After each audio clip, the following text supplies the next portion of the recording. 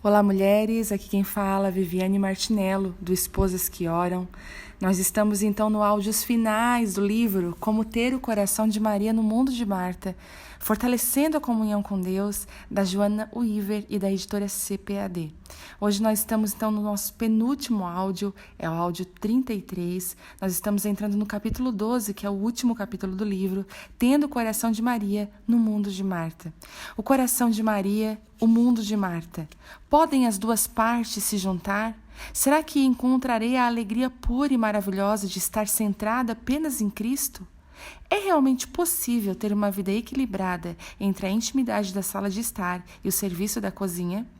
Agora, mais do que nunca, creio que a resposta seja positiva. Assim como Paulo disse em Filipenses 3,12, não que eu tenha alcançado ou que seja perfeito, mas eu prossigo para alcançar aquilo para o que também fui preso por Cristo Jesus. Eu, do mesmo modo, desejo prosseguir. Ainda não cheguei, mas sei para onde estou seguindo. A mansão situada em Long Island é um cenário de cinema de alguma história de amor do século XIX. As trepadeiras se espalham por seus 3 pavimentos de rocha lavrada com destreza, envolvendo torres e janelas de vidro que cercam a velha mansão de 100 anos. Era minha primeira visita à Casa Leste e estar nesse lindo lugar era um sonho realizado. Junto com outros 14 participantes, reuni-me na imponente biblioteca da mansão para ouvir Elizabeth, a escritora líder de vendas, que ensinava como escrever uma experiência pessoal para uma revista. Foi em um outono empolgante. Não muito depois de haver recebido o convite para o curso, soube que Elizabeth estava interessada também e a editora que publicava os livros dela estava interessada em publicar Como Ter o Coração de Maria no Mundo de Marta. Notícias maravilhosas, exceto pelo fato de que eu, verdadeiramente, tinha que escrever o livro. Eu estava muito assustada. Naquele primeiro dia, sentada em uma sala de janelas de vidros escuros, alguns pensamentos passaram pela minha cabeça, criticando-me e escarnecendo de mim. Quem você pensa que é para escrever sobre intimidade com Deus? Certamente, eu não era uma especialista no assunto, embora o meu coração desejasse ser. Havia outras pessoas mais qualificadas, disso eu tinha certeza. Acima de tudo, a voz de Elizabeth interrompeu minhas reflexões no momento em que falava sobre escrever sob o ponto de vista da primeira pessoa. O narrador deve ser um lutador.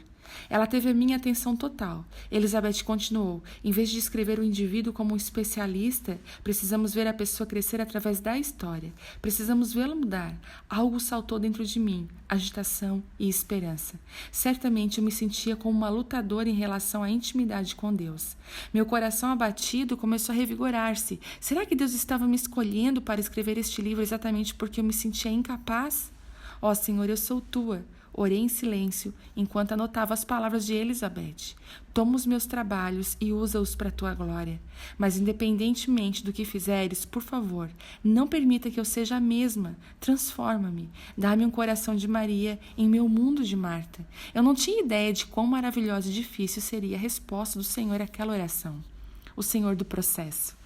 Você não gostaria que sua cozinha tivesse um duplicador? Sabe aqueles de tipo de máquina que costumamos ver em alguns filmes, para a qual você diz café colombiano, 2 colheres de açúcar e um pouquinho de raspas de chocolates belga. E de repente, está pronto. Infelizmente, ainda estou presa à minha cafeteira elétrica que passa o café aos pingos, e essa realidade fundamental é necessário um processo para chegar a um resultado. O anel de diamantes que uso na minha mão esquerda não surgiu do acaso. Antes que eu e John o escolhêssemos na vitrine da joalheria, alguém moldou o ouro e, antes disso, outra pessoa viu esperança em uma pedra opaca e cheia de protuberâncias e esculpiu facetas para revelar a beleza escondida. Antes ainda, um trabalhador encontrou aquela pedra nas profundezas de uma montanha e milhares de anos antes daquele momento, toneladas de rocha, pressão e vapor trabalharam juntos para comprimir carbono comum em uma substância que chamamos de diamante. É preciso um processo para obter um resultado. O carro que dirijo não apareceu subitamente no pátio do vendedor. A casa onde moro levou 4 meses para ser construída e muito mais tempo se você levar em conta o período para o crescimento das árvores usadas na construção, a mineração necessária para fazer os pregos e a mistura de areia e calor usada para o vidro. Entendeu? Um resultado requer um processo. O mesmo vale para a nossa vida cristã. Ser como Jesus também requer um processo. Essa simples descoberta revolucionou minha vida nos últimos tempos. Veja, passei a maior parte dos meus 37 anos esperando para alcançar, para ser aperfeiçoada. Em algum lugar do meu coração, eu ainda nutria a esperança de que, quando realmente entregasse o meu coração a Cristo, sairia da cabine telefônica do Espírito Santo, vestida completamente de azul e vermelho, com uma linda saia, uma longa capa esvoaçante e um reflexo S fixado em meu busto de super cristã. Eu seria capaz de saltar obstáculos altos através de um simples pulo. Seria mais rápida do que os dardos inflamados do inimigo, mais poderosa do que todas as tentações do inferno. Você consegue ouvir a música e ver o vento agitado em minha capa enquanto voo? Bem, isso não aconteceu. Na verdade, me pareço mais com Clark Kent do que com qualquer super-herói espiritual. Há alguns dias e é tudo o que consigo fazer para sair da cama, e por mais que me esforce, nunca consegui usar o uniforme. Você pode imaginar como me senti aliviada quando finalmente entendi que o cristianismo é um processo e não um evento. É uma jornada, não um destino. Há alguns séculos, Samuel escreveu: pensei que seria fácil ser cristão, mas fui conduzido por sinuosidades e reviravoltas altos e baixos. São as provas emaranhadas da vida que produzem caráter e fidelidade a Deus. Concluiu: vi que isso é verdade. É preciso um processo para produzir um resultado, e isso aplica a cristãos consagrados tanto quanto os diamantes, automóveis e casas. Certamente isso também é válido para se ter um coração de Maria em um mundo de Marta. Se quisermos ser como Jesus, não poderemos escapar do processo de refinação. Mas podemos ter por certo isso mesmo, Paulo escreve em Filipenses 1,6, que aquele que em vós começou a obra a aperfeiçoará até o dia de Jesus Cristo. O que Deus começou no dia que lhe entreguei minha vida será completado por Ele, se eu continuamente me entregar. É necessário um processo para que me torne o tipo de cristã que desejo ser, mas Cristo Jesus é o Senhor do processo, e o processo é sublime. Isso não significa que sempre compreenderemos os métodos do Senhor. É um mistério para mim como Deus pode pegar algo imperfeito, como a minha vida, e transformá-la em um representante de sua glória. Num livro, Claire escreve sobre esse Deus criador que pega os pedaços quebrados e dispersos de nossas vidas e os transforma em um caleidoscópio. Para mim, uma das grandes frustrações de caminhar pelo dia a dia de minha vida como cristã é que nem sempre eu consigo ver como as partículas e partes que me compõem se encaixam no grande quadro do plano de Deus. É tentador às vezes ver a minha vida como uma refeição aqui, um encontro ali, uma carona, um telefonema, um saco de mantimentos, todos fragmentados, separados de uma criação em particular.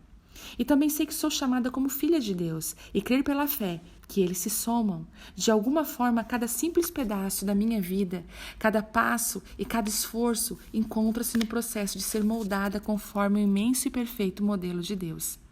Claire concluiu que aqueles pedaços dispersos são usados por Deus para fazer um caleidoscópio. Em vez de esperar o nosso êxito, Deus resplandece a luz de Cristo através dos fragmentos que colocamos em suas mãos, transformando a desordem em beleza e simetria, espalhando as cores de nossos cacos como fogos de artifícios pelo céu.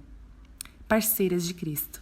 Não se engane, o processo de se entregar e permitir que Cristo trabalhe em você não é tão passivo como parece. Sim, o Senhor saiu do itinerário para nos tornar propriedade dele. Sim, ele morreu e ressuscitou. Enviou o Espírito Santo para nos ensinar e guiar. Deu a sua própria vida para nos fazer santos e transformará o que lhe oferecemos em algo bom. Mas espere-se, ainda que sejamos co-participantes do processo. Quando todos nós juntarmos nossas forças, quando juntarmos nossas forças, quão felizes seremos. Sempre gostei dessa canção, de Julie Onson. E eu formávamos um par na escola dominical e realizávamos os gestos. Nossas saias prinçadas faziam ruge-ruge enquanto íamos para frente e para trás, delicadamente, suavemente, não como Brian, os outros garotos desajeitados da terceira série, que transformavam a canção em uma disputa de luta romana. Julie e eu cantávamos: porque o seu trabalho é o meu trabalho, apontando uma para a outra com um sorriso, enquanto os garotos batiam no peito um do outro e continuávamos, e o nosso trabalho é o trabalho de Deus, repetindo o coro, depois batendo palmas para enfatizar quão felizes seremos. É fantástico como eu costumava ser bem comportada. Naturalmente, é fácil cantar com doçura na escola dominical. A vida, contudo, é outra coisa. Tenho vergonha de admitir que, quando me tornei mais velha, minha canção se assemelhou às dos garotos desajeitados e às lutas romanas. Fiquei confusa e um pouco hostil sobre qual é o meu trabalho e qual é o trabalho de Deus. De vez em quando, espiritualmente, faço como um lutador de luta romana. É o seu trabalho, não o meu. Vocifero, batendo da porta do céu. Eu reclamo, tentando me agarrar ao Altíssimo. Estou cansada de juntar forças. É o teu trabalho, Deus, é o teu trabalho. No entanto, quando sossego o suficiente para ouvir, quando acalmo o coração para ouvir a voz de Deus, o Salvador me assegura, sim, a sua salvação é o meu trabalho. Está concluída. Eu a consumei na cruz, mas agora quero me associar a você daqui para frente. Uma vida de bem-estar, por favor. Eu não sei o que esperava quando comecei como ter o coração de Maria no mundo de Marta. Cozinhou lentamente meu coração por 2 anos. Que mensagem incrível! Jesus deseja nos conhecer, cada uma de nós, assim como aconteceu com Maria e Marta, em todas as nossas diferenças de personalidade, dons e estilos de trabalho. Era grande, muito grande, superlotado de graça divina, mas quando sentei para escrever, minhas palavras persistiam em embaralhar-se. Só o capítulo 2 tem 6 versões e muitos inícios diferentes. Não havia nada de influência inspirada pelo Espírito como imaginei ao assinar o contrato. De fato, assemelhava-se estranhamente a um trabalho árduo. Tentei agir como um lutador de luta romana. Ei, é o meu trabalho, Deus, estou fazendo isso para ti. Que tal um pouquinho de ajuda? Silêncio. Tentei questionar como Jó, onde estás e por que não te importas? Silêncio de novo. Até considerei uma atitude semelhante à de Jonas. Esquece, Nínive, estou indo para Bahamas. Mas ainda não ouvira nada, a não ser a suave percepção de sua presença. A percepção de que ele estava lá, mas esperando que eu compreendesse o que ele queria me ensinar sobre o processo. Mears disse que é apenas uma maneira de aprender as lições de Deus, de olhos abertos e de boca fechada. É uma obrigação difícil para os verbalmente prolíferos, mas é aí que o Senhor continua me experimentando, com meus joelhos dobrados, das adjacências de onde Maria encontrou Jesus naquela tarde em Betânia.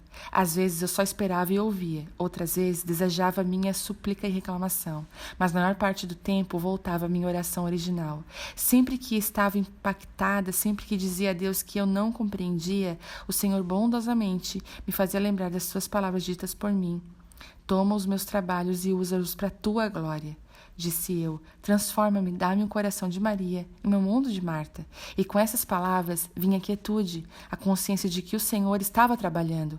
Comecei a entender que se eu me submetia a Cristo, então poderia confiar nele para guiar os meus passos. E ele sabia o que eu precisava, o que devia ser feito. E eu poderia confiar em Deus para realizar o que ele havia começado. Minha função era de associar-me a ele, então terminava a oração, voltava ao trabalho e esperava mais um pouco. Prova da nossa fé. Naturalmente, o que eu estava experimentando não era novo. Acontece que todo cristão, uma vez ou outra, é a experiência da santificação, trabalhar ao lado de Cristo enquanto ele opera sua obra transformadora em nós. É o processo da perseverança, prosseguir, obedecer nas grandes e pequenas coisas, fazer o melhor que pudermos e depois continuar a marchar, confiando em Deus para fazer o resto. A perseverança não é muito engraçada. Ainda assim, é a perseverança que permite a Deus tomar nossas desordens e transformá-las em milagres. Ele tem prazer em transformar as pressões sobre o carbono negro de nossas vidas em diamantes de beleza radiante. Mas para fazer tudo isso, requer um processo que às vezes é doloroso. Provavelmente, você já tenha pensado que sou uma mulher um pouco esquisita. Então talvez não se surpreenda quando eu disser que gostei muito de estar grávida, mas eu fiquei empolgada principalmente com o trabalho de parto, contrações, respiração ofegante, a coisa toda. Mal consegui esperar para que começasse. Eu dizia com entusiasmo para todos que ouvissem, é uma dor com propósito, e em minha mente podia me ver naquele momento, aconchegante no quarto de hospital, em volta dos braços ternos do meu marido, cantando louvores. Eu dizia com um sorriso, enquanto John acariciava suavemente a minha testa, aleluia, Aleluia. Opa, essa foi forte. A enfermeira entrava perplexa com meu progresso rápido. Você terá seu bebê a qualquer minuto. Nunca vi alguém suportar o trabalho de parto tão bem quanto você. É preciso dizer mais uma vez, isso não aconteceu. Em vez de triunfar sobre o glorioso trabalho de parto, fui levada às pressas para a emergência. Meu bebê estava sentado. O médico me disse com naturalidade: ou esse é o traseiro do seu bebê, ou a cabeça dele tem uma fenda. Nada relacionado ao processo de nascimento foi fácil para mim. Quando finalmente despertei da anestesia, abracei meu garotinho. Meus olhos não me deixavam enxergar com nitidez. Enquanto segurava o pequeno embrulho a 2 centímetros do meu rosto, eu murmurava: gostaria de vê-lo. 2 anos e meio depois, Jéssica nasceu após 14 horas de um trabalho de parto difícil e definitivamente nem um pouco esplendoroso. Posso ouvir você dizer: deixe-me dizer algo sobre a dor. Eu sei, eu compreendo. Meu objetivo não é trocar histórias de horror sobre parto, mas lembrar a você de que as coisas boas raramente vêm com facilidade. Algumas semanas após o nascimento de cada um dos meus filhos, depois que a incisão cicatrizou e a torturante dor estava um pouco distante da lembrança, pude dizer com fraqueza: valeu a pena. E valeu mesmo.